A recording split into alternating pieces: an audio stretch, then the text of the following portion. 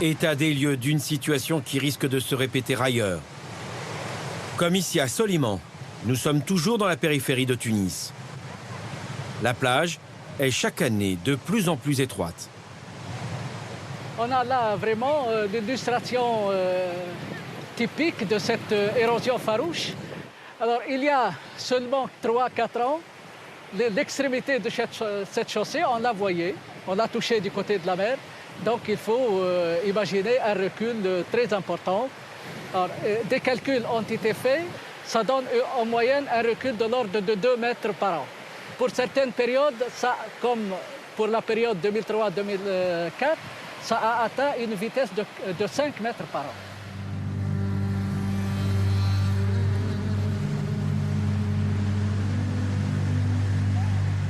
Alors là, nous avons le matériel de la dune. Ça, c'est la dune.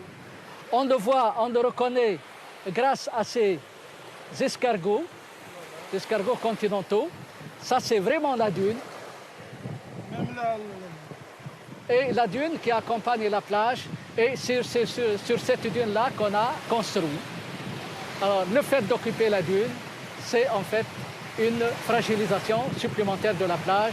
Et c'est une occasion pour accélérer l'érosion comme on le connaît dans différents terrains, dans différentes côtes du monde. La vie les pieds dans l'eau et à n'importe quel prix.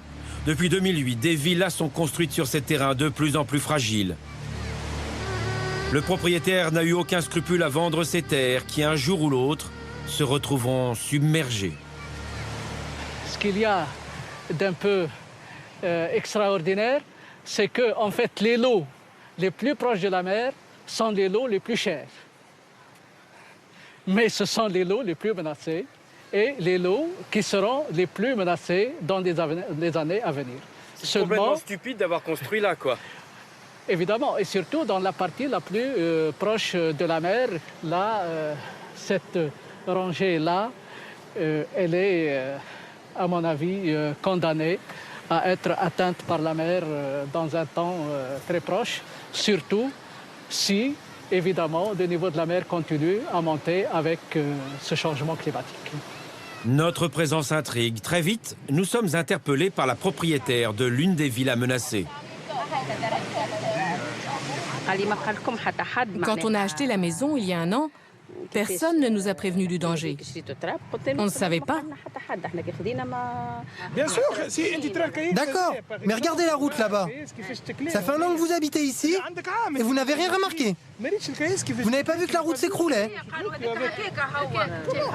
Non, excusez-moi, mais personne ne nous a rien dit. Et pourtant, il existe une campagne de sensibilisation. La voici. Pieds dans l'eau, comme nous l'avons toujours souhaité. Une maison pour vivre confortablement. Oui, mais voilà, avec les changements climatiques, maintenant, c'est les pieds sous l'eau. Informer, sensibiliser la population aux menaces, entre autres de la montée des eaux, c'est une priorité affichée par le gouvernement tunisien. Les responsables que nous avons rencontrés lors de notre enquête l'affirment. L'eau et le sable qui grignotent le territoire sont des enjeux qui conditionnent l'avenir de leur pays. Après la révolution du 14 janvier 2011, une nouvelle ère commence dans ce pays d'Afrique du Nord. Avec un invité de taille, le climat.